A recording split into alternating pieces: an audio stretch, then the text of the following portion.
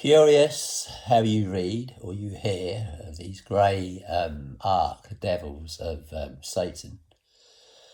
And one of them you remember being called, Plex Ecan. If you break that name down as it happens, you've got great one, and Plex, to perplex. And then you got I can, being an idol. So you think, wow, what's in a name? Plex, can. You get these devils that are very, very opposing, let's say. And like I say, Plex, can. Oh, great one, break the name down. What do they want to do? Bring you into idolatry. So you have this Plexicon, this great one called Plexicon, and his thinking is to perplex and to then entangle you into the worship of an idol. So Plex, can, great one, to perplex, and can, to bring you into the worship of an idol. Well, anything you put before God is indeed an idol. It can even be as small as a cup of tea. If you're confiding and turning to the smallest or the greatest thing in your life, then you are indeed putting that before God. Therefore, you're into an idol.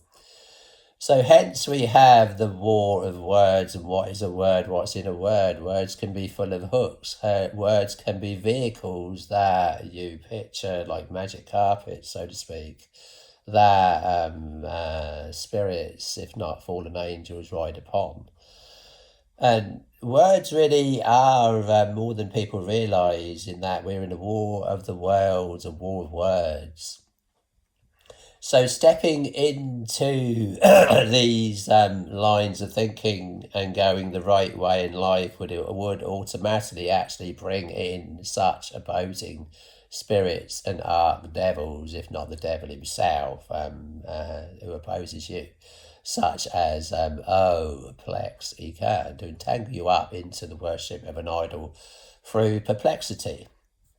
Well, no man that warreth entangleth himself with the affairs of this life, that he may please of him who hath called him to be a soldier.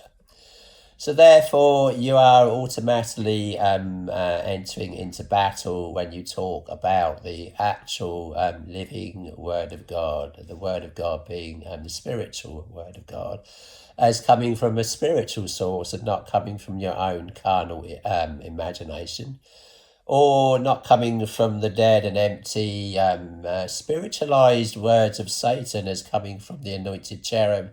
This chain of command passed down as from Satan down into hierarchy angels, such as second or third in command, being Oplexica, and enticing you into the worship of an idol. This is the battlefield.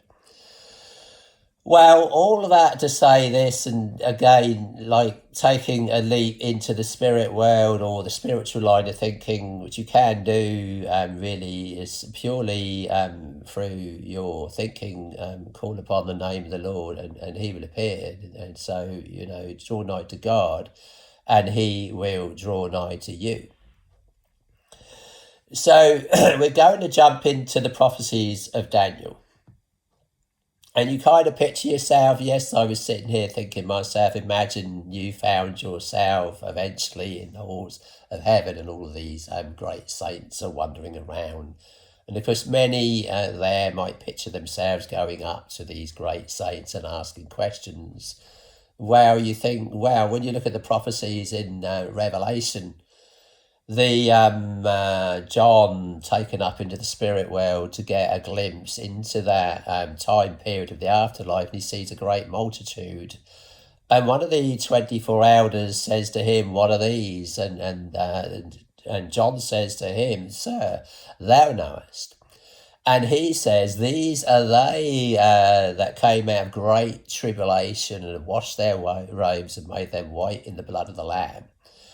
So that simply automatically tells us that we're going to go through the great tribulation and wash our robes in the blood of the Lamb. Maybe you picture your robes your robe of righteousness, I think you've been given when you receive Jesus into your heart. Well, yes, that's true, but you could get this robe of righteousness, which is a gift of God, can get dirty along the way, and therefore will have needs to be washed as going through the great tribulation. These are they that have washed their robes and made them white in the blood of the Lamb. The blood of the Lamb being, in a sense, let's say, a very basic sense, like your robe is in a great washing machine, and the blood of the Lamb being the soap powder. It's a very basic way of seeing it in symbolic senses, but to go through the great tribulation will be like thrown into the bagwash of it all in the last days, and you needing to go through this like a saint that needs to be made white by the great tribulation. Hence, the great tribulation has its purpose in making the saints white. And at the same time, the saints being still here to preach and being a good example to those in the world that are tangled up in all of this, being the last days and the great tribulation under the reign of an Antichrist, when he seeks to consolidate all of his ill-gotten gains, which he pursued to do throughout the centuries, throughout the ages, as from the Garden of Eden, even right up to the second coming of Jesus Christ. Satan will be cursed, the great serpent, which is the devil and Satan, will be cast out of heaven into the earth. And the voice is heard, Woe unto the earth, for the devil is come down unto you, having great wrath.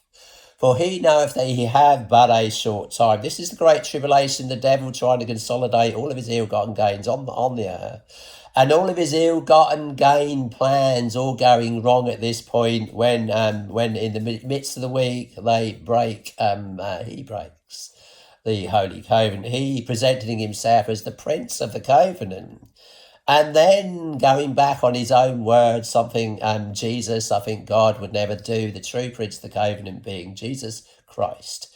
Jesus would never go back on his word, come what may, come facing death. Yes, he would die rather than go back on his words.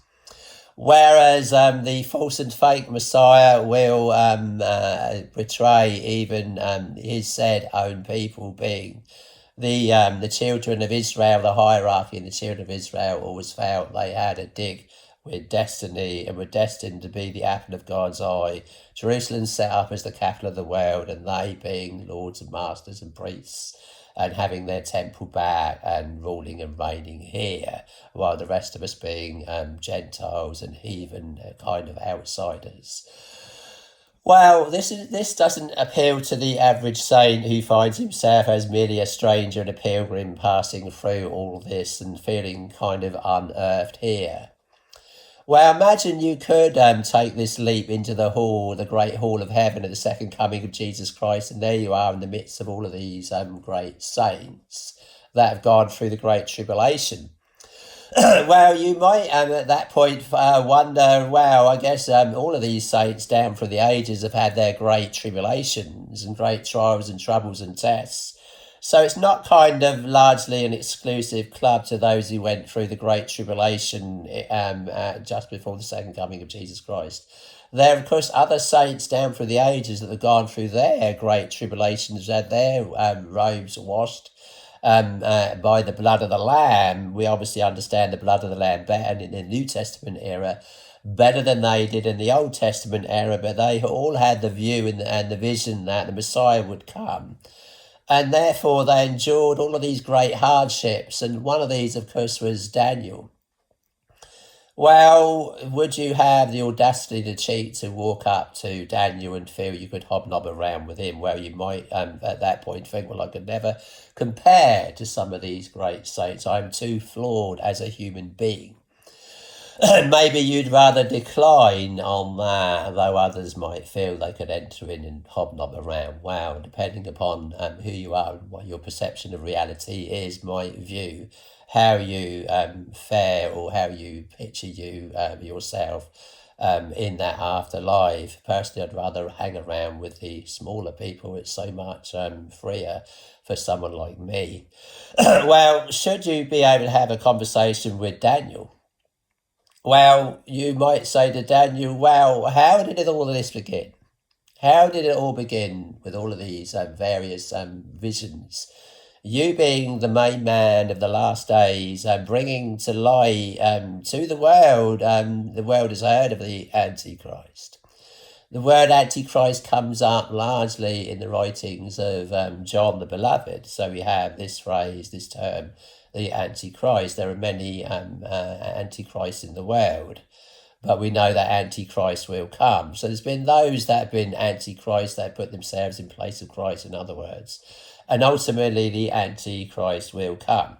Well, the book of Revelation talks about this same person. Maybe it doesn't call him the Antichrist, but we know in Revelation chapter 13, it's talking of the same person. But largely, the prophecies of Daniel largely far surpass the rest. So you go up to Daniel and you'd say, well, how did all this begin with you?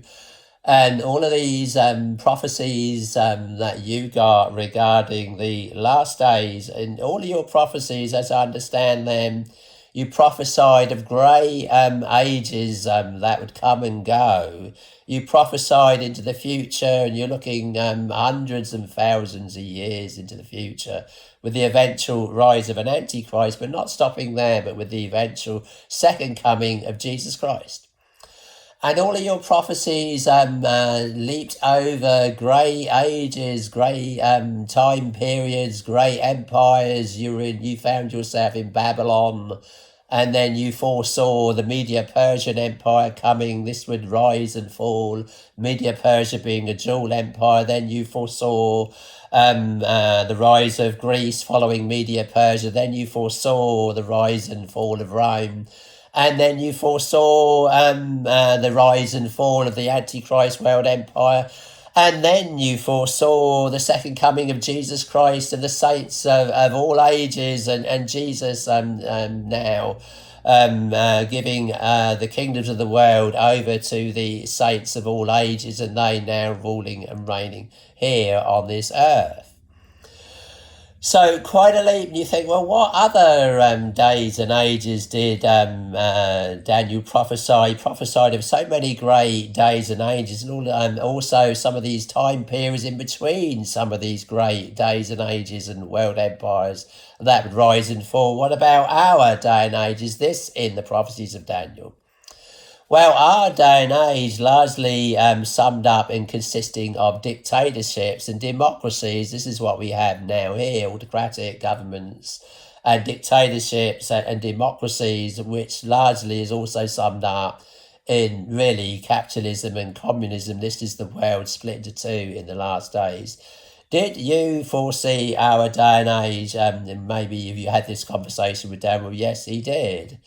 Well, so to simply backtrack here, sometimes the thing is with a lot of the prophecies in Daniel, to understand what you need to understand is this is indeed an ongoing conversation with particularly angels. If not one angel's name comes up, then this angel's name is Gabriel. So God has appointed Gabriel to work together with Daniel regarding these prophecies, regarding the end times, and regarding these great ages that would come and go, these great world empires that would rise and fall, until eventually we would have the rise of the Antichrist, and these various great ages that would also rise and fall. In the midst of these, so our own day and age also prophesied in the writings of Daniel. And this really comes up in Daniel chapter 2. It's important to take a leap into the future. As from Daniel chapter 2, this being an ongoing conversation with an angel. So sometimes the angel in the future sense, so the angel turns up largely in Daniel chapter 2.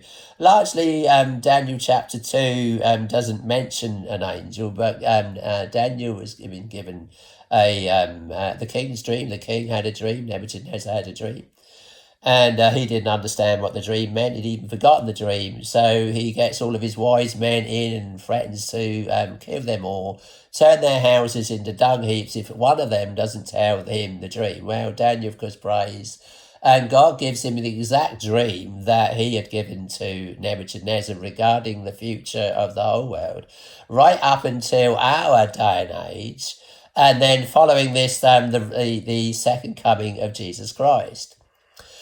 Well, Daniel, as a young boy, found himself going into captivity. Nebuchadnezzar had annexed Judah, the children of Israel, had been taken over in short by Nebuchadnezzar, destroyed the temple. And he took some of the children of Israel into captivity, Daniel being one of these. As a small boy, was taken into captivity. Well, it's interesting here. So, in the third year of the reign of Jehoiakim, king of Judah, came Nebuchadnezzar, king of Babylon, unto Jerusalem and besieged it, right? So he besieges Jerusalem, takes it over, destroys the temple, ransacks Jerusalem, takes all of these special artifacts out of the temple and makes them his own, and takes into captivity various children of Israel. This is how it all began with Daniel as a young boy taken into captivity of the the king of Babylon's empire. So quite a sad story for Daniel to suddenly have to be turfed out of his own land, everything he ever knew, and to be taken into captivity as a young boy. So this is how it all began with Daniel. And the king Nebuchadnezzar, right, spake unto Ashpenaz, the master of the eunuchs, that he should bring certain of the children of Israel and of the king's seed, and of the princes, right? So the king's seed, one of these happens to be Daniel, children in whom was no blemish, but well favoured, skillful in all wisdom, and cunning in knowledge, and understanding science, and such as had ability in them to stand in the king's palace.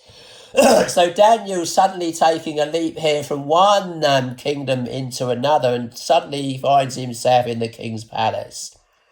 And in this king's palace, Daniel would indeed rise to the top of government here. He would operate at the top of Nebuchadnezzar's government as one of the king's special advisors, seeing his speciality was that God had given him a gift of understanding visions and prophecies and dreams and such.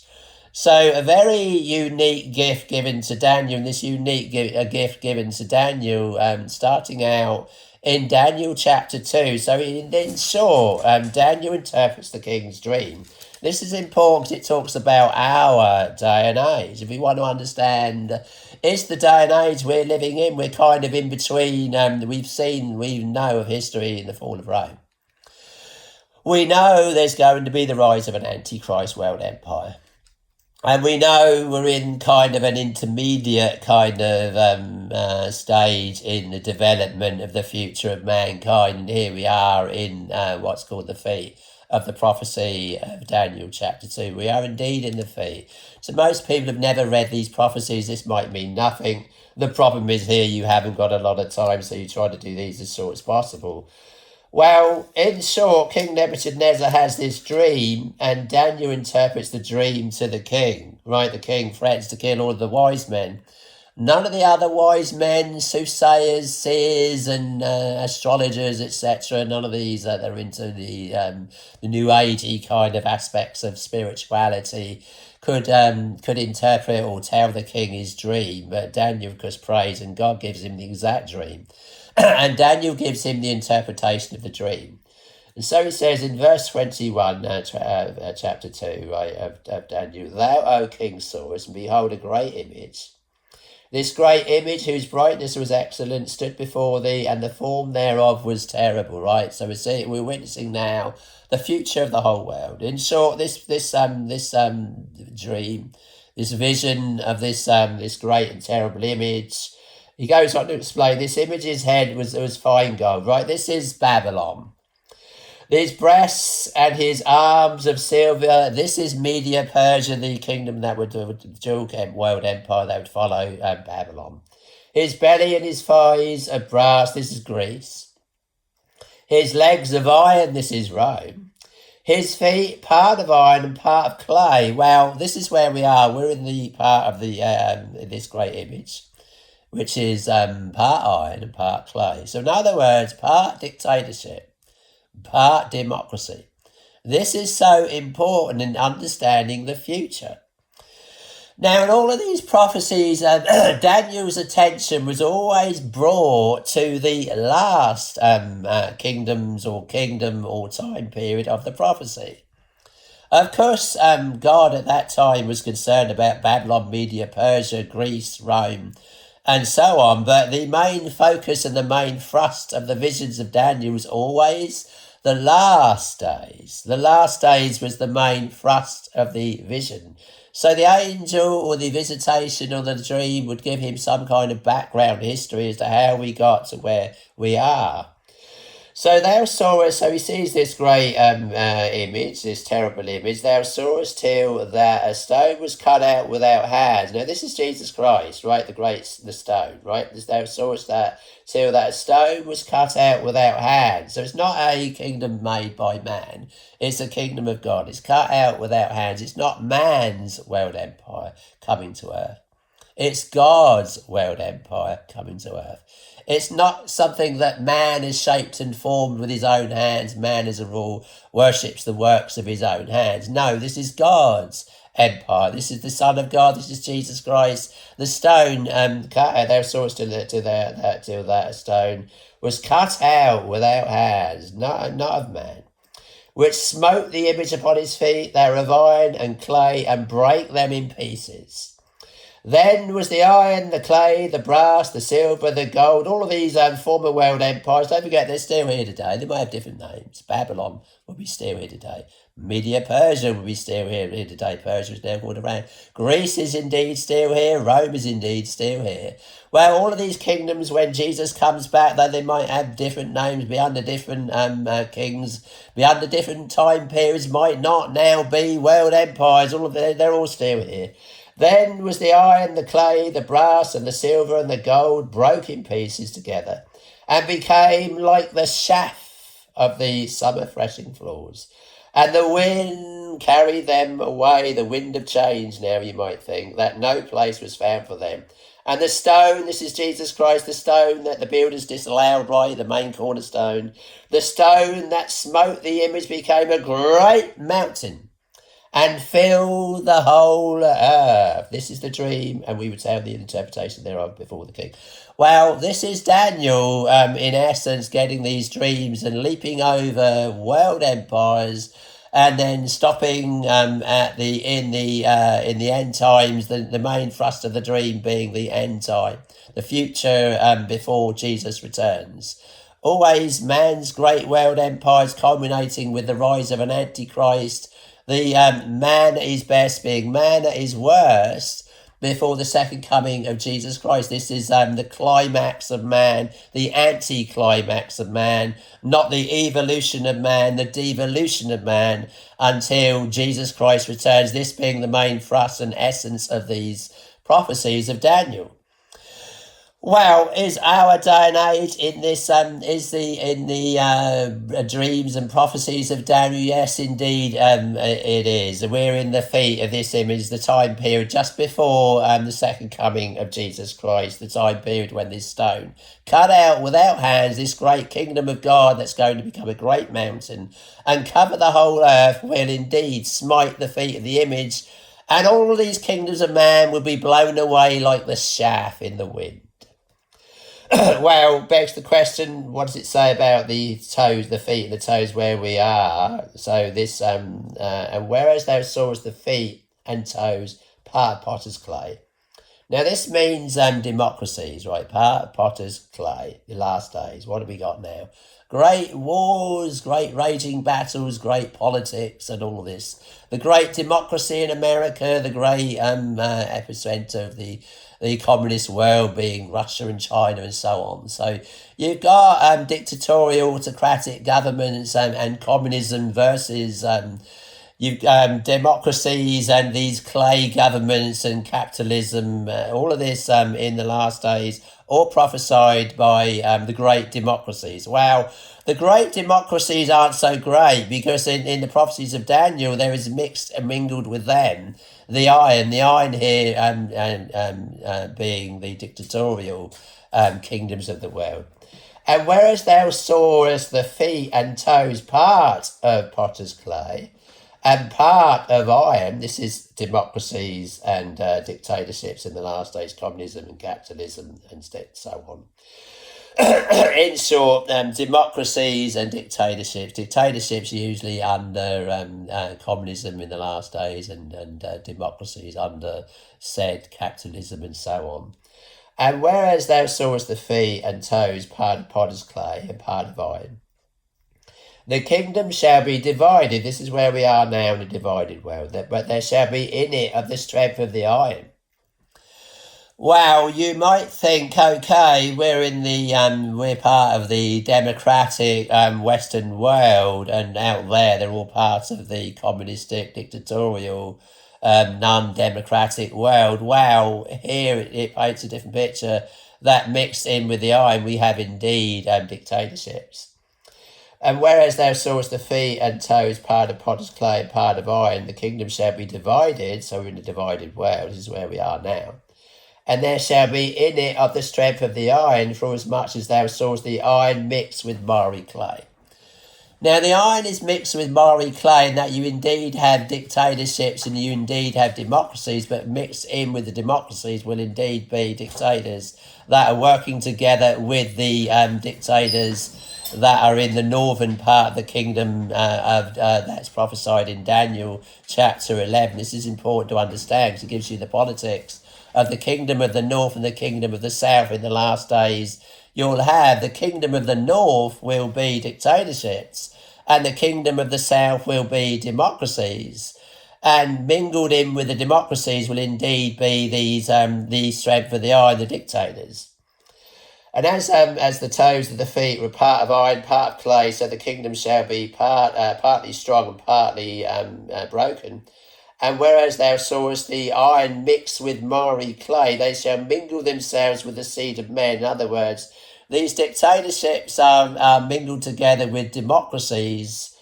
And whereas thou sawest iron mixed with miry clay, they shall mingle themselves with the seed of men, but they shall not cleave one to another, even as iron is not mixed with miry clay. And in the days of these kings shall the God of heaven set up a kingdom which shall never be destroyed, and the kingdom shall not be left to other people, but it shall break in pieces and consume all of these kingdoms, and it shall stand forever. This is because of the second coming of Jesus Christ. This is where we are now. In short, we have democracies and dictatorships. We also have democracies with mixed in with this miry clay will also be the strength of the iron. So have no illusions. You might indeed think you are living in the free world, being the democratic world, but mixed in with this miry and slushy clay are indeed dictators that are working together with the kingdom of the king of the north that is prophesied in the writings of Daniel in Daniel chapter 11. So it's important to understand this background history of the last days, the day and age we are now living in, if you want a broader, wider picture of really the politics of the world in the last days being dictatorships and democracies in short, which would be manifest being communism and capitalism in the last days. And of course you also have the question of mystery Babylon the Great. In her was found the blood of saints and prophets, and all that was slain upon the earth. So therefore, the worship of money being the cause, mystery Babylon, the love of materialism and wealth, and the worship of materialism, as in the worship of money in the last days, these largely being capitalistic and democratic so-called kingdoms of the West versus the dictatorial communistic kingdoms of the North. Of the Russia and China and so on, all these said communistic countries and autocratic dictatorial countries that we now have versus the democratic countries in the last days. This being important to understand because this really gives us the politics of the kingdom of the king of the north and the king of the south that comes up in the prophecies and writings of Daniel in Daniel chapter 11. So all of that to say, this is kind of an ongoing conversation that Daniel's having with this angel, and the angel is talking to Daniel. Daniel having knowledge of former visions and visitations when the angel appears to him, and the angel explaining all of these with the future with these in mind. Each time he would visit Daniel, he would give him another piece of the puzzle. So another piece of the puzzle, but bear in mind he also had these other pieces of the puzzle in his hand, which were all building up a picture of the last days. And each time Daniel got these prophecies, it would always home in on the last days and give some kind of insight and understanding as what kind of world we would all be living in, God's children would be living in. They were not necessarily given to Daniel in his day and age, though they were, but largely they were given to God's children in the last days, being really the Christians, in fact, that are still living here in the last days, including what's left of the children of Israel, and even regarding the remnant of the children of Israel in the last days, and regarding the land of Israel in the last days. So all of these coming up in prophecy. And Israel, throughout all of this, the land of Israel and God's children, be they of Jewish lineage, or be they of other Gentiles that were grafted in, wild olive branches that were grafted in to the olive tree. All of these, all concerning these, the true spiritual children of Israel in the last days, no matter what nation or country or kindred or tongue they come from. If they have Jesus in their heart, if they've indeed had a born-again experience and become a new creature in Christ Jesus, they are indeed children of Abraham by faith. So regarding all of these, the prophecies of Daniel regarding God's children all over the world, the kingdom of God all over the world, in every country now, not just in the land of Israel, in the last days. So to give us some picture and insight into what to expect in the last days, we are indeed to expect dictatorships and democracies in the last days, the world divided into two camps. And this summed up as the kingdom of the king of the north in the writings of Daniel chapter 11, and the kingdoms of the king of the south, all of these under the king of the north, king of the south. And this is the kind of world we're all going to inherit as brought to us by all of these beastly world empires down through the ages, the great evolution, but rather better said, the devolution of man in the last days, and bringing us into man at his greatest, which will be man at his worst, just before the second coming of Jesus Christ, culminating in this great battle between the kingdom of the king of the north and the kingdom of the king of the south.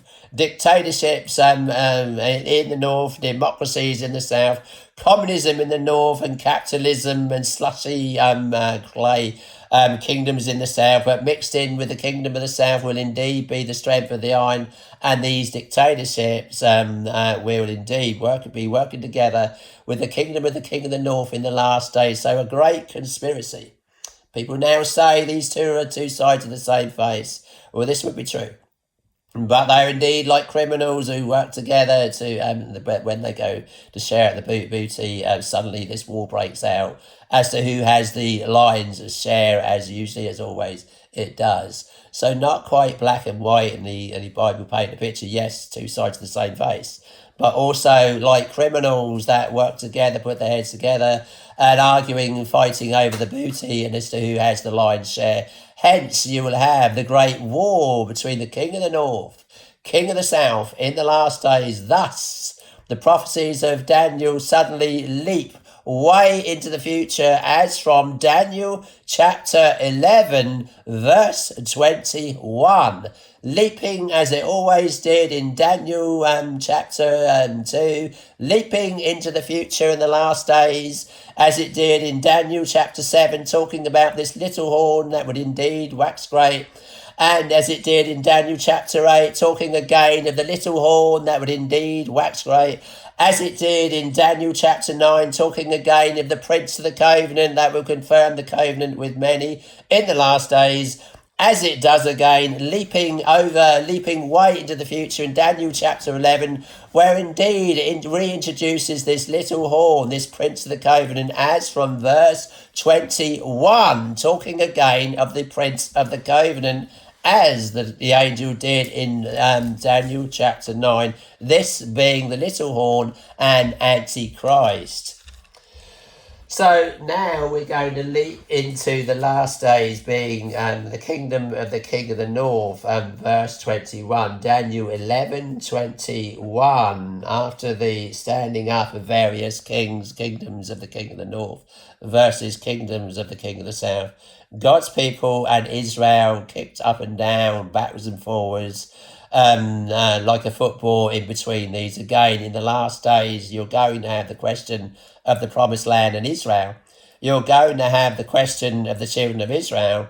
You're going to have the question of God's children being spiritual Israel in the last days. All of this brought to Daniel to talk to this generation, to this day and age, to God's people, whether they be the bloodline children of Israel, whether they be the kingdom of God on earth all around the world. Born again Christians, new creatures in Christ Jesus, these being spiritual Israel in the last days, now speaking to these.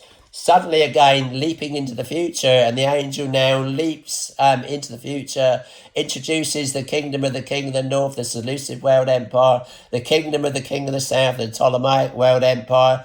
Suddenly leaps into the latter time of their kingdom, as he said he would do in Daniel chapter 8, in the latter time of their kingdom, in the latter time of the kingdom that these four generals inherited when Alexander the Great died. In the latter time of their kingdom, a king of fierce countenance and understanding dark sentences will indeed stand up. This is where the angel's going, and so he's leaping into the future. And now he reaches his point and gets to Daniel chapter 11, verse 21, and reintroduces again the little horn that stood up in Daniel chapter 7, the little horn that stood up in Daniel chapter 8, the Prince of the Covenant that stood up in Daniel chapter 9. Now he brings to light again talk of this Prince of the Covenant and gives Daniel some kind of insight into his method and how he rises to power in the north. So verse 21, in the place of the former king, this former king, you're looking at the Seleucid Empire, which declined. You look up the date when it declined. Actually, it declined in about 64 BC. Wow, it declined then, but this angel's leaping into the future, leaping over Rome, and now going into the latter time of their kingdom in the last days. And so he lands slap bang in the middle of verse 21, as he always did for all of these prophecies, suddenly bringing Daniel's attention to the last days. And this last great king that would stand up in the last days, this little horn and Antichrist, this Prince of the Covenant that would stand up in the last days, this great king, this great dictatorial communistic king that would stand up in the last days just before the second coming of Jesus Christ. And so the last king that is prophesied in this in the writings of Daniel chapter 11 is indeed the Prince of the Covenant. So in the place of the former king and the latter time of their kingdom, don't forget, leaping over Rome here, the main focus again being this king that will stand up in the last days. In his estate, in the place of the former king, shall stand up a vile person. This is the Antichrist. This is the little horn. Now it talks about how he's going to wax great. He starts out small. He worms his way in. He starts as a little horn. In Daniel 8, it speaks of this little horn waxing great. He waxes strong towards the south, towards the east, and towards the pleasant land, towards the land of Israel. So the land of Israel, very much called the promised land in the Old Testament, and God's children caught up in these various wars between these various world empires, and then going into captivity in Babylon under Nebuchadnezzar, and from then onwards being in captivity to these various world empires, as they will be until the second coming of Jesus Christ. The same would be true of God's children. We're not just talking about the land of Israel here and the rebuilding of the second temple. We're also talking the children of Israel, the children of God, the children of Israel being spiritual Israel. Those that are grafted in, the wild olive branches that are grafted in to the olive tree, being the Christians of all ages, really, but largely we're talking about the New Testament era here. So Christians in the last days, God's people in the last days. This prophecy speaking to these in the last days, telling us how it's going to be. Yes, dictatorships and democracies. King of the North largely being dictatorships, King of the South. And don't forget, now we have a broader, wider picture, and so this prophecy expands right here, verse 21. And in his estate, in the place of the former king, the Hellenistic Empire, as they called it, Hellenistic period after the death of Alexander the Great, you look this up, and history says it's the Hellenistic period. So from the death of Alexander the Great to the death of Cleopatra the Seventh, in fact, in 30 BC, in fact, this is how it plays out. That's what they call the Hellenistic period of history. This Hellenized the world, and it all became like Greek culture being thrust upon the world through this empire.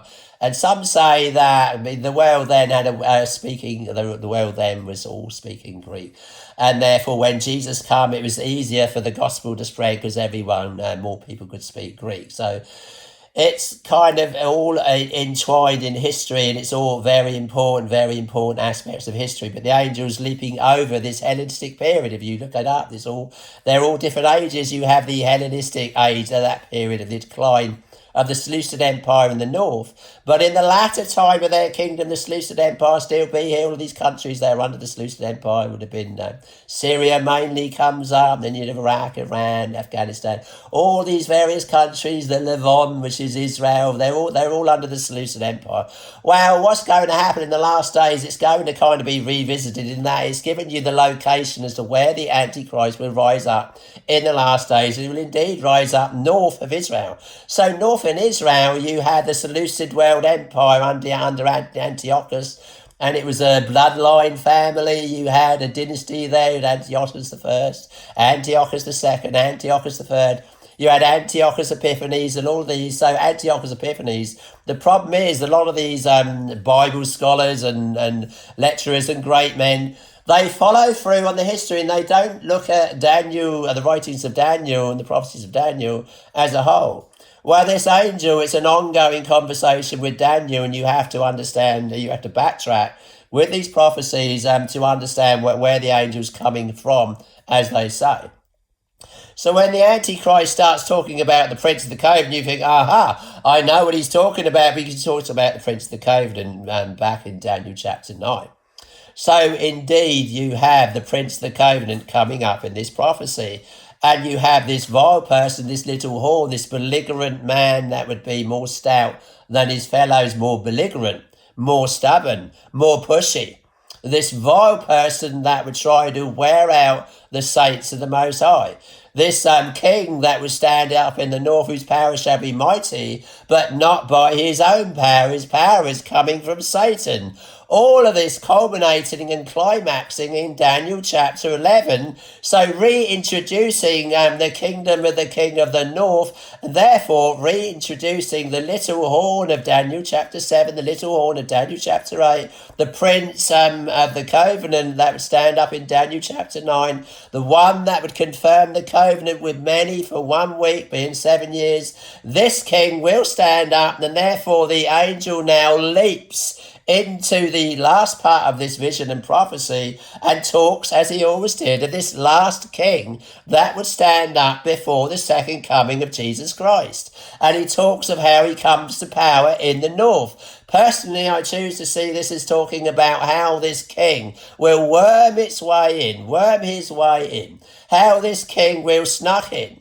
how it will come in with deceit, how he, in fact, will start out small and will wax great. The little horn will indeed wax great.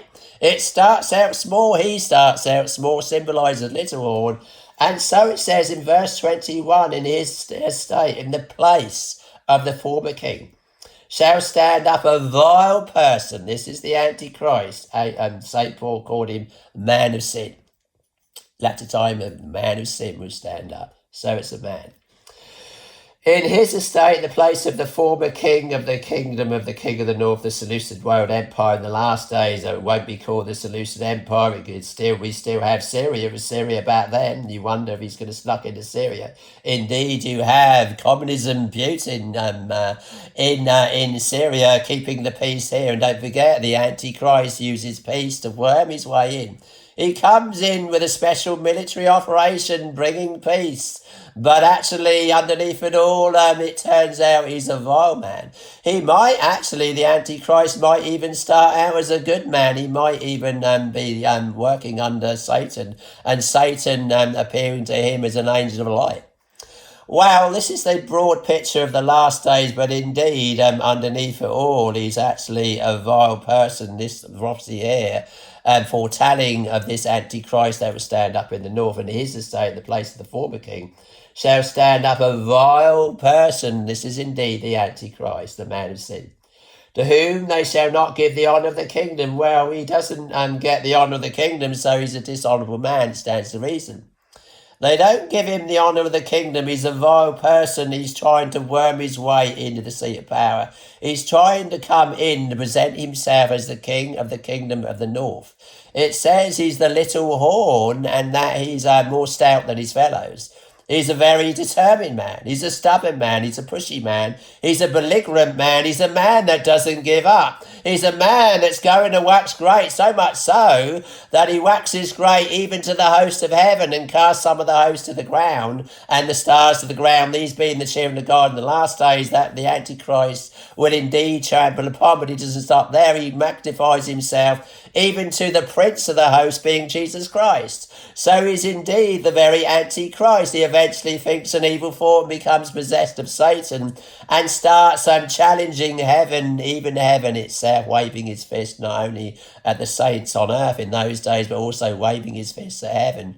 In the last days, this is him. This is the Antichrist. This is the last king that stands up in the writings of Daniel, chapter 11, before the second coming of Jesus Christ. It stands to reason. We're not talking Antiochus Epiphanes here. We're talking the Antichrist. What a lot of Bible scholars do, they go follow through on the history. They forget that the history of Daniel, chapter 2, chapter 7, chapter 8, chapter 9, is an ongoing conversation with the angel Gabriel, and the angel Gabriel referring to former conversations, referring to this prince of the covenant, therefore referring to the prince of the covenant that confirms the covenant with many in the last days before the second coming of Jesus Christ. So, and in his estate shall stand up a vile person in the place of the former king, to whom they shall not give the honour of the kingdom. So he worms his way in, he's not in line for the throne. But he shall come in peaceably, uses peace methods to get in. You see Putin, I'm not saying Putin's the Antichrist, but you see an Antichrist, a picture of the same, let's say. Well, Putin is certainly a pushy man, a belligerent man, a stubborn man. Does anyone on this earth believe he's going to give up? You ask any person on this earth, will he give up? No, he won't. He's a pushy man, a stubborn man, a belligerent man, and in him you see the characteristics of Antichrist. Now, he could be a forerunner of the Antichrist. He's simply tuned into the prince of the power of the air. We know there's the prince of the power of the air, and the course of this world is going according to the course of the prince of the power of the air. The spirit that now working in the children of disobedience. Wow, the spirit of in the children of disobedience could be Satan working together in the heart of any man on earth. And therefore the world is moving with the times, and therefore the times are being moved by the spiritual. The spiritual world is moving the kingdoms of man, the fleshly kingdom of man. We know that we wrestle not against flesh and blood, but against principalities, against powers, against the rulers of the darkness of this world, against spiritual wickedness in high places. Wow, the spiritual wickedness that's in high places is manifest in the kingdoms of this earth. And therefore they're all being manipulated, and they will all be going Satan's way. Whether they appear to be on this side or that side, whether they appear to be two sides of the same face or not, whether they're all out for the kingdom of man, whether they're all out for the kingdom of Satan. Either way, each one would be manipulated by Satan himself. If you're not with Jesus, then you're against him. Therefore, you'll fall prey to the Antichrist world empire, as will the children of Israel in the last days. They're not for Jesus Christ. Therefore, they're against Jesus Christ, and therefore they will fall prey to the Antichrist, this vile person that's standing up in the north, when he eventually invades Israel from the north. So in his estate, in the place of the former king, shall stand up a vile person to whom they shall not give the honour of the kingdom. So he's not in line for the throne, but he shall come in peaceably and obtain the kingdom by flatteries. He has men's persons in admiration because of advantage, like a man wants to get a woman in bed. Therefore he flatters her because he has ulterior motives. Well, it's much the same with the Antichrist. He wants these kingdoms under his belt. Therefore, he uses flattery. He has men's person in admiration because of advantage. These are the tactics of the Antichrist coming in the last days. He's going to use flattery. He'll make people feel special and important and offer them promotion in his kingdom, in other words. He'll come in peaceably. He says he's a man of peace, but he's actually a man of war. And with the arm, verse 22, with the arms of a flood shall they be overflown from before him. So he clearly has a lot of weaponry under his arsenal and so on, and therefore you could picture some of these kings of the kingdom of the north confiding in this man and using his powerful weapons to bring peace to their land, as could even be true of the children of Israel if they see an opportunity in this kingdom of the king of the north to bring peace to their land, and they work together with the king of the kingdom of the north, as is true today. You have Israel working together with Putin in Syria because he's working together in their favour. So this is how it's going to be in the last days. This Antichrist king will eventually worm his way in. You could say, if you see the Antichrist or that line of characteristics in Putin, he certainly wormed his way into Syria. Syria was the main kind of central capital of this elusive world empire, and you had Putin keeping the peace there. Keeping the peace for who? Israel. So he's wormed his way into Israel.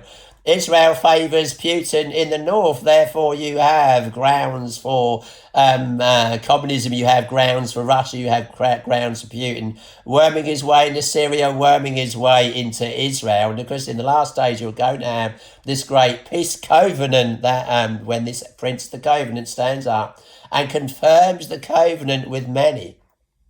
You'll have a king that stands up with so much political clout that he'll work together and favour the Jews in the last days, he'll favour Israel in the last days, and they'll see him as the long-awaited and foretold Messiah that comes and works together with them in their favour, giving them the kingdoms of this world, but he working together with them, and then double crosses him, breaks the covenant.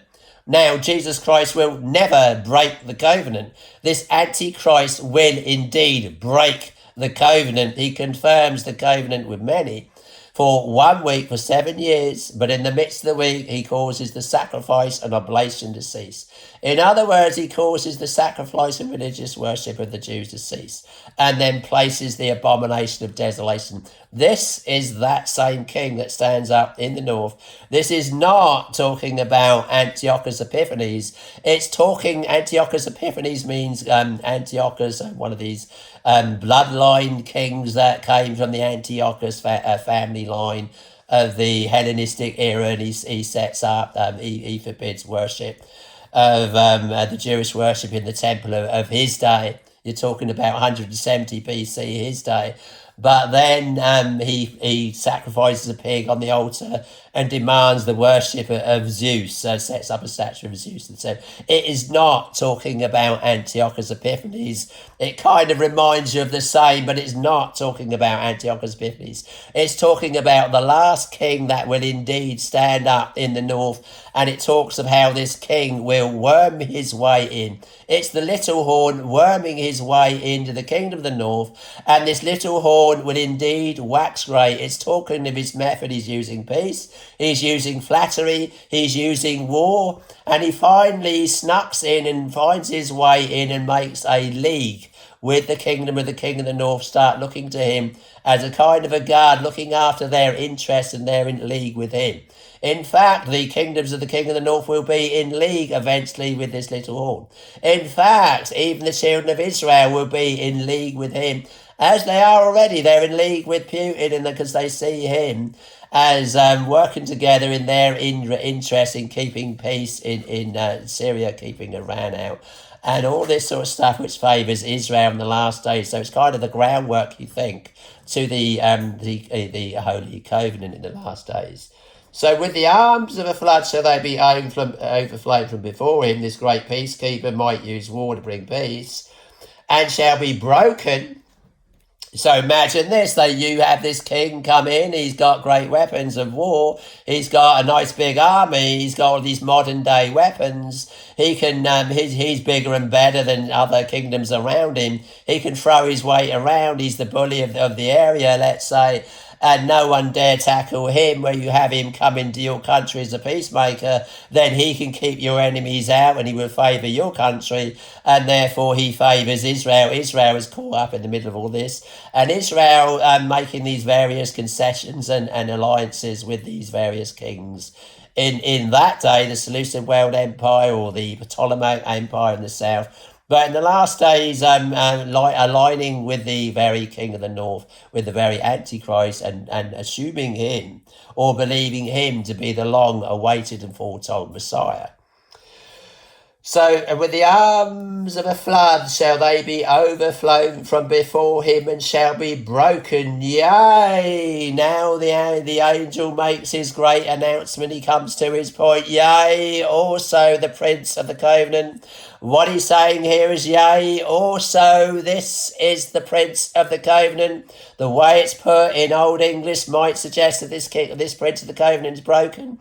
No, this kingdom, this Prince of the Covenant is not broken. This indeed is the Prince of the Covenant. Yea, also he's saying the Prince of the Covenant. Yea, also what I'm talking about here is the Prince of the Covenant. This is him. This is the little horn. This is the little horn of Daniel chapter 7. This is the little horn of Daniel chapter 8. This is the Prince of the Covenant, the one that confirms the covenant. This is him.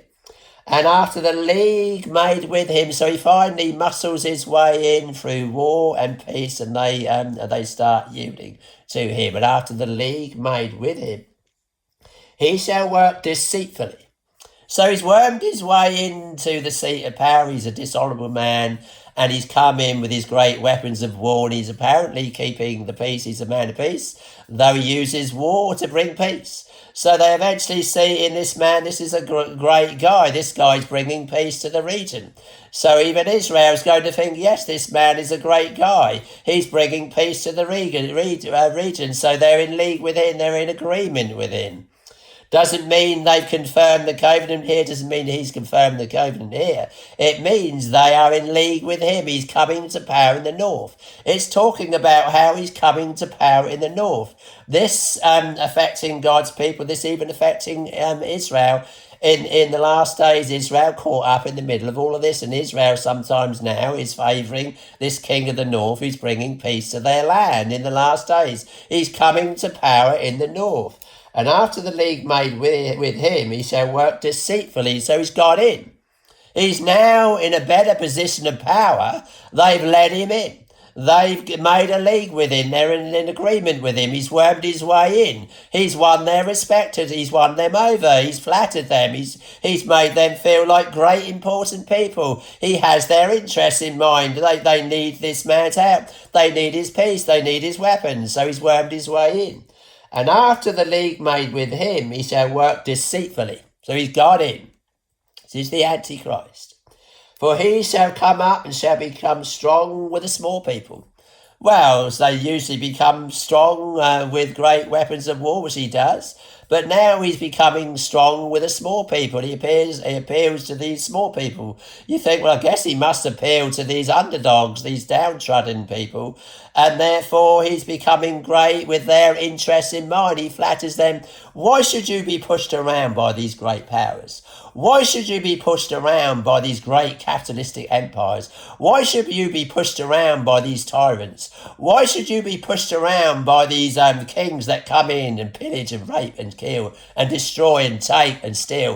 Why should you continue to let these oppressors oppress you and steal all the money from you and steal all the riches from you and steal all the riches and hoard them up for themselves? So he's bringing in a new form of government. He's going to do something which his fathers have not done.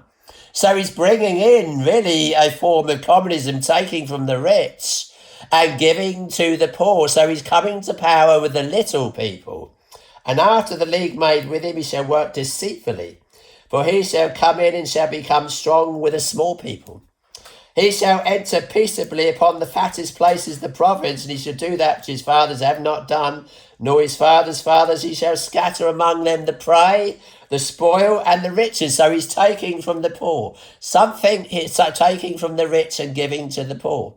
Something his fathers, his ancestors in these Seleucid world empires, these kings, they always oppressed the poor. They always stole from the poor and hoarded the riches away for themselves. They always went to war with other countries, stole their wealth, stole their riches, stole their gold, and hoarded it away from them for themselves. They didn't give to the poor. They themselves just got richer, this elite class at the top. Well, the Antichrist is saying it's enough of all of this. It's enough of this capitalistic Western world thinking. It's enough of Mystery Babylon the Great. It's time we rose up against the whore of Babylon. It's time we rose up against materialism. It's time we rose up against the corrupt West. It's time we brought in a power to the people government where the poor have all of these riches given to them. So he shall enter peaceably upon the fattest places of the province. This is all in the north.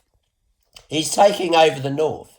You picture, well, I guess some of these northern countries have succumbed to the Western world thinking of being exploited by the dictators in the Western world, exploited by the money-making warmongers, the money-making capitalists, the money-making merchantmen of the West that manipulate the governments, the money-making under Mystery Babylon the Great, whore of Babylon kingdoms in the Western world. This really now is the kingdom of the king of the south in the last days. So you have the kingdom of the king of the north, the dictatorial, communistic, autocratic governments, the iron-fisted, just like Rome, taking over, but coming in through subtlety and using peace and taking from the rich and giving to the poor. This is the politics of the Antichrist in the last days. This is the little horn waxing great. So much so that he waxes strong even and great even to the host of heaven. This is him waxing great. The little horn here is waxing great. He starts winning these kingdoms over in the north. He starts winning the people over in the north till he gets to a position of strength. He shall enter peaceably even upon the fattest places of the province in the north. And he shall do that which his fathers have not done, nor his fathers' fathers. They didn't share their riches with the poor. They always took from the poor and gave to the rich. He shall scatter among them the prey and spoil and the riches. Yea, and he shall forecast his devices against the strongholds even for a time. So he doesn't stop there. He keeps going. He keeps forecasting, foretelling what he's going to do. His politics, his kingdom, his taking from the rich and giving to the poor is going to start sweeping through, even eventually into the whole world. He starts sweeping through into this northern kingdom way of thinking. And they're all going over to this little horn, this little horn that waxes great. And they're all seeing him as the hero and champion of the poor. You picture these little people that he comes to power with and through. These overthrowing their own kingdoms in the north, and he now taking over in the north. This is all about the Antichrist taking over in the north. And he continues to wax great, and he forecasts his devices against the stronghold, even for a time. So he keeps going from strength to strength. He waxes great, even for a time, as prophesied. He comes in the little horn. He eventually waxes great, even for a time, foretelling what he's going to do. He has history on his side. He has fate on his side. He has these prophecies on his side. And of course, he's going to wax great, even for a time, as prophesied. and finally gets to a position of strength. And what does he do? And he shall stir up his power and his courage against the kingdom, against the king of the south. So here he is. He finally waxes great. He waxes strong in the north. He sneaks in.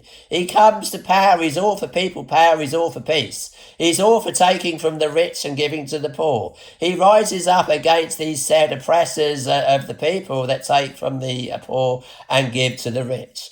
He now finds himself eventually in this great position of strength, so much so that he now declares war on the kingdom of the king of the south. He's declaring war on the capitalistic West. He's declaring war on the mystery Babylon, the great money-worshipping, mammon-worshipping kingdom of the West. All of this under the kingdom of the king of the south. All of this now, the kingdom of the king of the south.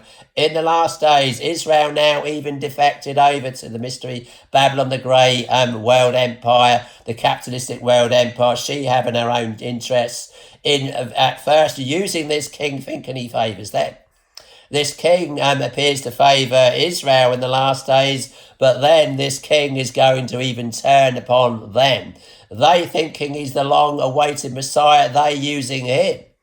But he eventually using Israel to get into a position of power, and then he double-crosses the children of Israel and breaks the covenant. Something the prince of the covenant, the true prince of the covenant, Jesus Christ, would never do. But this Antichrist will break the covenant. So he finally reaches a point and position of power in the north. He comes to power in the north. And at this point, verse 25, and he shall stir up his power and his courage. He's come to power in the north and he's got all of this power now. He finally gets into a position of power, so much so that he's even going to challenge the kingdom of the king of the south. He's now ready to challenge them. He's now ready to impose his will upon them. He's now ready to bring in this great covenant, this last day covenant, this great peace agreement. He's now eventually ready to bring them into his great kingdom. This is the Antichrist waxing strong. And he shall stir up his power and his courage against the king of the south with a great army. With the arms of a flood, these two are going to be broken by him. And he shall stir up his power and his courage against the king of the south with a great army. And the king of the south shall be stirred up to battle with a very great and mighty army. So the world again split into two camps.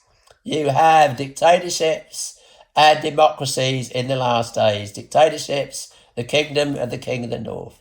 Democracies, the kingdom of the king of the south in the last days. These are the politics now. The kingdom of the king of the north is now going to impose his will upon the kingdom of the king of the south. And so he shall stir up his power and his courage against the king of the south, and with a great army, and the king of the south shall be stirred up to battle with a very great and mighty army. But he shall not stand, for they shall forecast devices against him. The king of the south is not going to stand, in other words, for this king of the north is going to forecast devices against him. He's foretelling his evil schemes and plans. In other words, he's kind of prophesying here. He knows, in fact, that he has Satan on his side. He knows, in fact, that the kingdoms of the world are in the hands of the kingdom of Satan. He knows the way things are set to go. He knows he's destined to win here. And so he's forecasting his devices against the stronghold, even for a time. He's foretelling what he's going to do. He's foretelling his evil schemes and plans of what he's going to do. He's come to power in the north.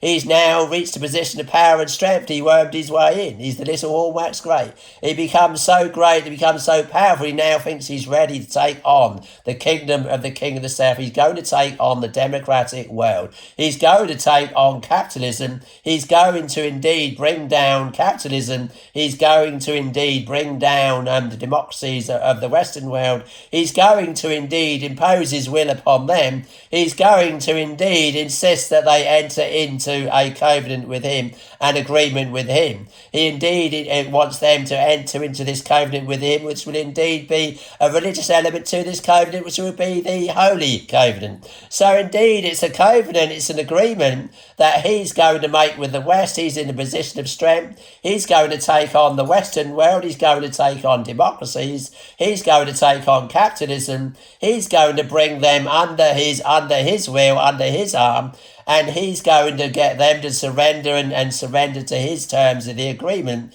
He's going to favour Israel in all of this and bring them into a holy covenant.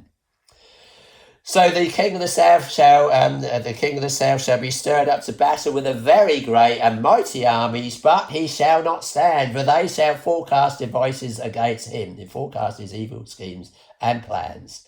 Yea, they that feed of the portion of his meat. This is talking about the kingdom of the south. Here's the strength of the iron in the kingdom of the south. Yea, verse 26, yea, they that feed of the portion of his meat. In other words, those that sit around the same table, kingdom of the south, these top ministers and alliances of kingdoms, all under democracy, they're all sat around one table here.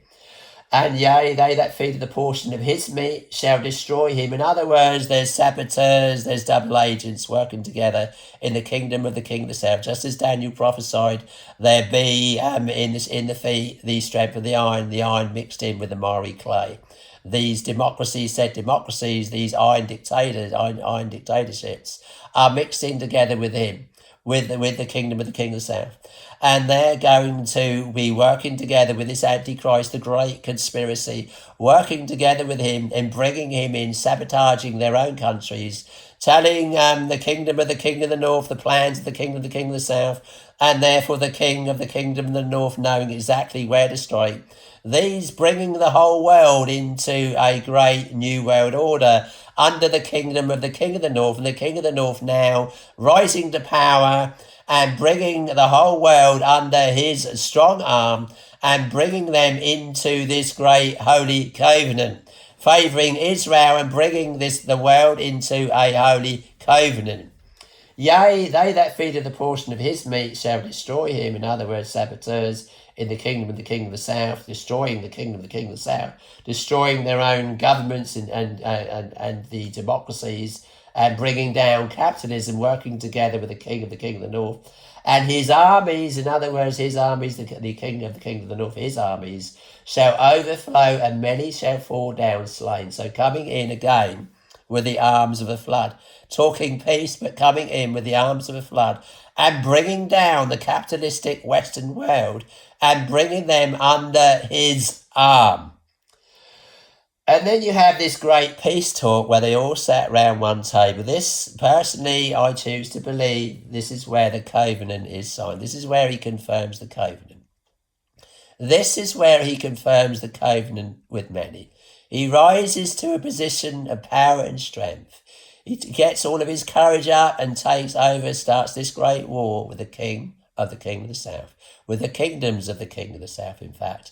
And he wins in this war, many shall fall down slain. Now he's in a position to impose his will upon them all. They all have to agree to the terms of the surrender. And therefore he now imposing his will upon them. He favouring the Jews still in this prophecy and bringing the world into a holy covenant. Him favouring the religious elements in all of these various governments and bringing them all into this holy covenant. So in Daniel chapter 9, verse 27, and he shall confirm the covenant with many for 1 week. Here he is confirming the covenant. He comes to power in the north. He starts this great war with the kingdom of the south. He overthrows these democratic, slushy, clay-like governments. And now he imposes his will upon them. And they're all sat round one table in verse 27. And both these kings' hearts, so here they are sat round the table, shall be to do mischief. They're all reluctantly agreeing to this holy covenant, in other words. And both these kings' hearts, the king of the north, the king of the south, king of the north and all of his allies, the kingdom of the king of the south and all of the allies of the king of the south, shall speak lies. The kingdom of the king of the south, don't forget, is largely Israel. Israel was always south of the king of the north. Who's the kingdom of the king of the south now? Back then it was Egypt. Where is Israel now? Yeah, they've gone back to the land of Israel, granted, but their hearts are still in Egypt. The kingdom of the king of the south is all under Israel. Israel is largely the king of the kingdom of the king of the south. All of these various countries of the democratic world, the capitalistic world, are all under Mystery Babylon the Great, the mother of harlots and abomination of the earth. In her was found the blood of saints and prophets and all that was slain upon the earth. In the children of Israel in their past, there's the blood of saints and prophets. These all part of Mystery Babylon the Great. So the kingdom of the king of the north, these shall hate the whore, the Antichrist here imposing his will upon the kingdom of the south, being largely the capitalistic Western world. All part of the kingdom of the king of the south. Well, both these kings' hearts shall be to do mischief, and they shall speak lies at one table, but it shall not prosper. So they sat round one table, apparently talking peace. But they're all talking mischief, they're all lying to each other. For yet the end shall be at the time appointed. So it's saying, and both these kings' hearts shall be to do mischief. In other words, they're all sat round one table. The king of the kingdom of the north has won in this great war. He's now imposing his will upon the kingdom of the south. And both these kings' hearts shall be to do mischief. And they shall speak lies at one table, but it shall not prosper, for yet the end shall be at the time appointed. The end is prophesied to happen, and this angel's come in to prophesy the end as it will happen in the end times, as prophesied by God. So though they're apparently making peace here, though they're entering into, in other words, this covenant, this agreement, which indeed will have a holy covenant element to it, it's a holy covenant because you have Israel in the mix here. You have the Holy Covenant in the mix here. You have the Prince of the Covenant who confirms the covenant with many in the last days here in this prophecy. What he's doing, he's imposing his will upon the whole world, and they're entering into an agreement, a holy covenant, in fact. And both these kings' hearts shall be to do mischief. They're lying round one table. The guns are still out under the table. And they shall speak lies at one table, but shall not prosper, for yet the end shall be at the time appointed as prophesied. This peace won't work.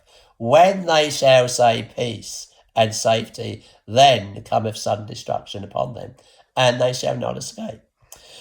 So what you have is a form of peace and safety here, the signing, as it would appear, of the Holy Covenant right here in verse 27. This is where the covenant is all signed. But the guns are still out under the table. It's not a holy covenant. They're all speaking mischief. It's apparently a holy covenant, and they're all signing up to it. This Antichrist is confirming his the covenant with many for 1 week here. The last 7 years before Jesus returns. This is the Antichrist imposing his will upon the kingdom of the south. This is the Antichrist bringing all of these religious elements of all of these arguments that go on in the world together, and all signing this holy covenant agreement, the king of the south, communism and capitalism now in one accord, and putting down their weapons of war and making peace.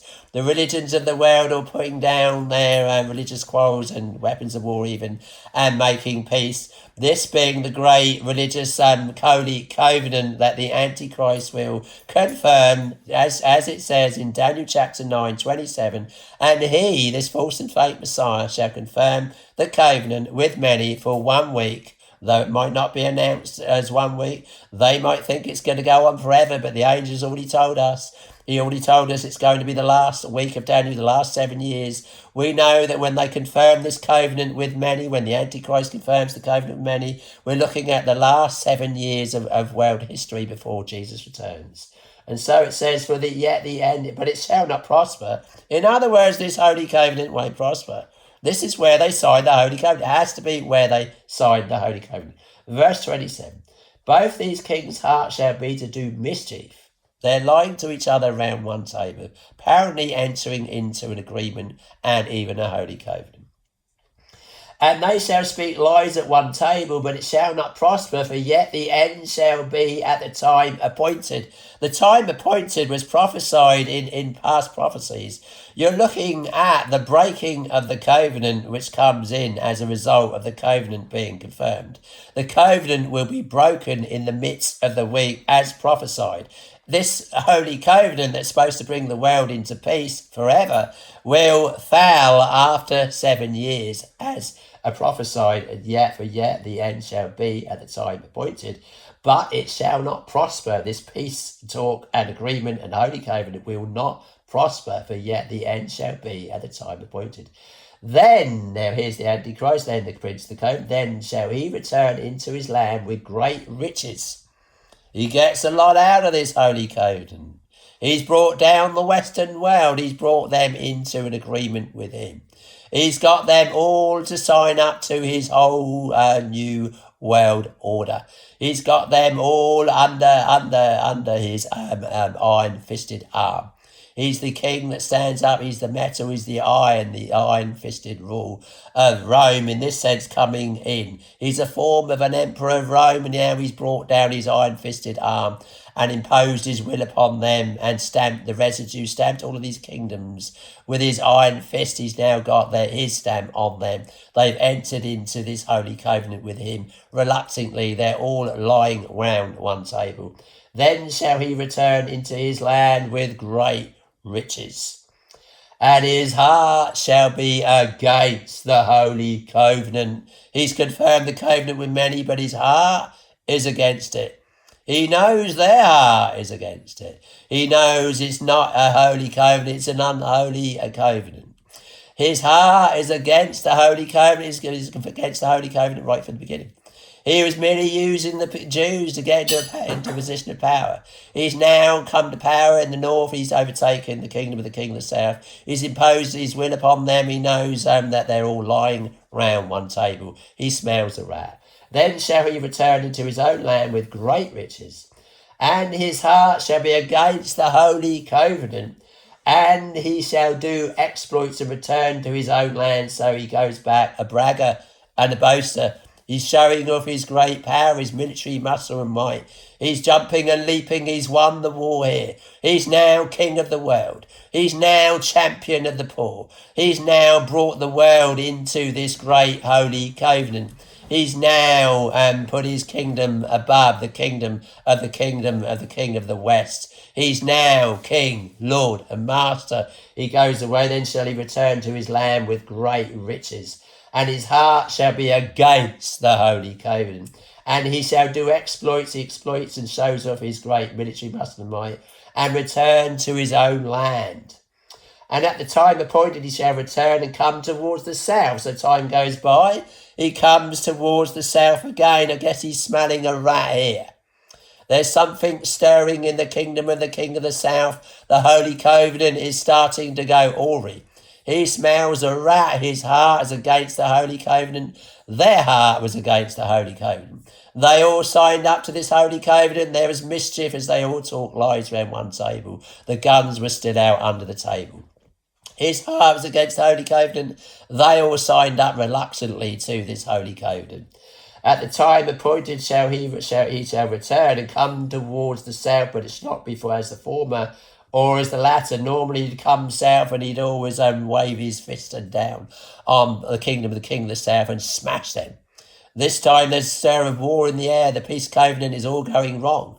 And suddenly there's war. It shall not be as the former as the latter. So the peace is now being broken. Something is changing. The peace is being broken.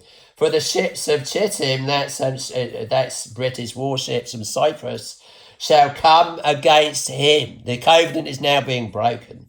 Therefore he shall be grieved. The covenant is all going wrong. He's king of the world. He's king of the castle. He's imposed his will upon them all. Suddenly they're all starting to get out of line. There's peace in the world, but now suddenly there's a stir of war in the air. He smells a rat. There's something going wrong. The covenant is being broken. He knows they all reluctantly signed up to it. Why aren't they submitting to it? Why aren't they submitting to my iron-fisted arm? Why are they daring to make war with me? He goes down south and suddenly there's these warships. So he goes down south towards Israel, in other words, and these British warships, these warships of the King of the North, maybe in alliance with America, comes out and starts waving their military muscle and might at him. There's a stir of war in the air, so he returns back to his own land. For the ships of Chittim shall come against him, therefore he shall be grieved. Why are they coming against him? He's going down towards the south. He's going down towards Israel. He's no doubt going to eventually take over Israel. The kingdom of the king of the north thinks, well, this king is starting to have his eyes on Israel. We need to go out there and protect Israel. We need to look after the interests of Israel, Israel really being the king of the kingdom of the north. So there's war stirring in the air here, and the Antichrist smells a rat. They're all smelling a rat. The kingdom of the king of the kingdom of the north now goes south. A time appointed he shall return and come towards the south. So he's coming towards Israel, the king of the kingdom of the south, the king of the capitalistic Western world. At the time appointed he shall return and come towards the south. But it shall not be as the former. He doesn't make war straight away with them. Or the latter, there's peace is all going wrong now. For the ships of Chittim, British warships, shall come against him from Cyprus, therefore he shall be grieved and return and have indignation against the Holy Covenant. So he returns back to his own land and he has indignation against the Holy Covenant. He's grieved. It's all going wrong. He knows they all lied round one table. Why aren't they submitting to my arm? Why aren't they submitting to my authority? How dare they? How dare they? So, for the ships of Chittim shall come against him, therefore he shall be grieved and return and have indignation against the Holy Covenant. So shall he do. He shall even return and have intelligence with them that forsake the Holy Covenant. Time for those that have signed up the Holy Covenant to take sides here. Who's on my side? Who dare break the agreement? Who dare oppose me? Who dare resist my power? And so these people that are breaking the Holy Covenant, these various countries, and shall stand on his part. They're forming a new alliance. The alliance is all going wrong. The covenant is all going wrong. It's time for people to take sides again. War is in the air. And shall stand on his part, and they shall pollute the sanctuary of Streb. Here's where stand on his part. And who does he make war with? Israel. Here's where he challenges the kingdom of the king of the south, and he eyes Israel as being the king, the new king of the kingdom of the king of the south. The land of Israel, yes, the land of Israel. But the people of Israel, the hierarchy, the kingdom of the king of Israel, being in the camp of the kingdom of the king of Egypt. Israel in their hearts have gone back to Egypt. Israel is now the king of the kingdom of the south, being the king of the south. So where does he launch his attack? He breaks the Holy Covenant. And shall stand on his part, and they shall pollute the sanctuary of Streb. He invades Israel from the north, pollutes the sanctuary of Streb, in other words, marches into the said temple of God, the third temple, and shall take away the daily sacrifice, and they shall place the abomination that maketh desolate. This is what Jesus said would happen. When ye shall see the abomination of desolation, spoken of by Daniel the prophet, stand in the holy place, then shall be great tribulation, such as was not since the beginning of the world to this time, no, nor ever shall be. And immediately after the tribulation of those days, then shall they see the Son of Man coming in the clouds of heaven with great glory. So this is, in short, as long as it took, where it's all going. This is where we are now, and you see the world now largely being split into two camps.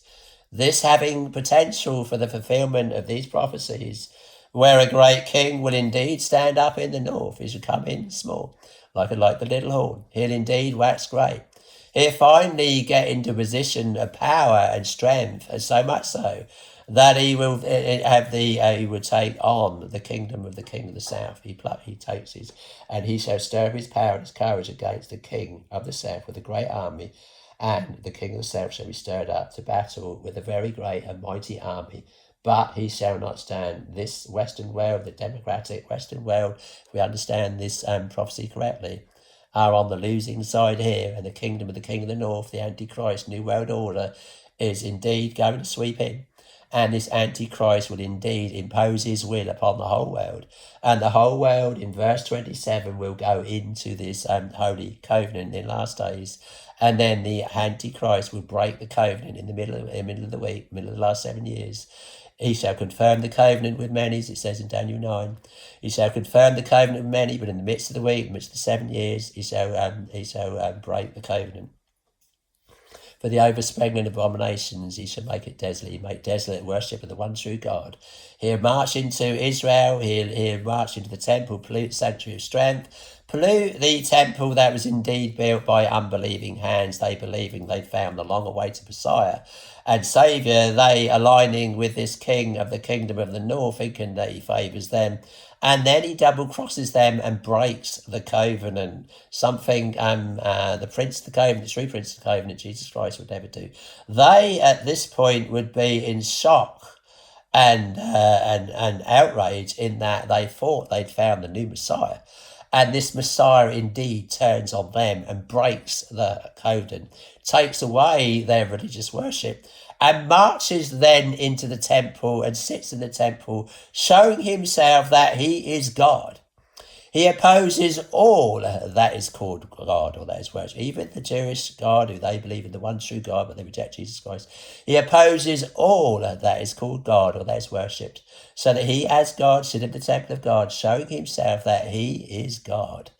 This is the prophecy that Jesus gave regarding the last days, telling us to look into the prophecies of Daniel and let him that readeth understand how this Antichrist will place this abomination of desolation. This will bring the world into great tribulation. 3.5 years of great tribulation, in fact, when he breaks the covenant in the midst of the week before Jesus returns. So always culminating and ending the prophecies of Daniel with the second coming of Jesus Christ, homing in on the last king that would stand up, as from verse 21, the last king standing up in the north as it happens, and then placing the abomination of desolation, this bringing in the last 3.5 years of man's history under the Antichrist, the great tribulation before Jesus returns at the end after the tribulation of those days. So praise Jesus.